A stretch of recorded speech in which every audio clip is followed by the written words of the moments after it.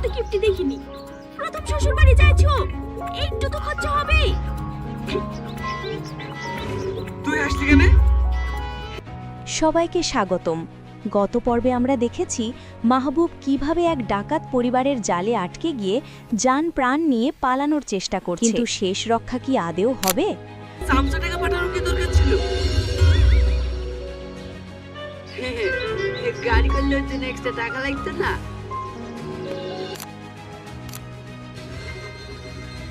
ভাবছেন তুমি কি করে হাসি ভিতরে আসছো?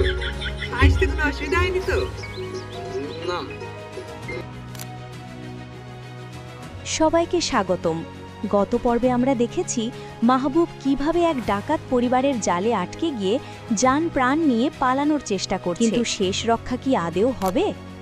আপনারা যারা অধীর আগ্রহে অপেক্ষা করছেন পরের পর্বে কি ঘটতে যাচ্ছে, তাদের জন্য আজকের এই ভিডিও। আমাদের পুরনো সাবস্ক্রাইবাররা জানেন জামাই নাটকের প্রতিটা আপডেট আমরাই সবার আগে আপনাদের কাছে পৌঁছে দিই। তাই যারা এখনও এই পরিবারের সদস্য হননি, এখনই সাবস্ক্রাইব বাটনটি চেপে দিন। কোথাও যাচ্ছ নাকি বাপ? না না, আমি আবার কোথায় যাব? ও চলো খেলি বা।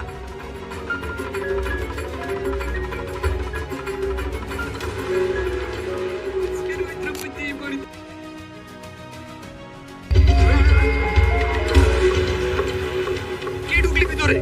তাড়াতাড়ি বাইরে আয়, নাহলে কিন্তু দরজা ভেঙে ফেলবো। খোল খোল বলছি কেন? নতুন পর্বে কি হতে যাচ্ছে? গভীর রাতে যখন সাল্লু আর রাকেশ দরজা ভাঙার চেষ্টা করছে, তখনই মায়া এক ভয়ঙ্কর সত্যি ফাঁস করে দেবে। মাহবুব জানতে পারবে তার শ্বশুর আসলে কোনো সাধারণ ডাকাত নয়, বরং এই গ্রামের এক অন্ধকার জগতের অধিপতি। আজ সন্ধ্যায় আমরা পুরো এপিসোডটি আপলোড করতে যাচ্ছি। কপিরাইট ইস্যুর কারণে এখনই ভিডিওটি দেওয়া ঝুঁকিপূর্ণ, তাই আপনাদের ধৈর্য ধরতে হবে। যত বেশি কমেন্ট করবেন, আমরা তত দ্রুত ভিডিওটি পাবলিক করে দেব। কমেন্টে লিখুন, আপনি কি চান মাহবুব এই বাড়ি থেকে বেঁচে ফিরুক?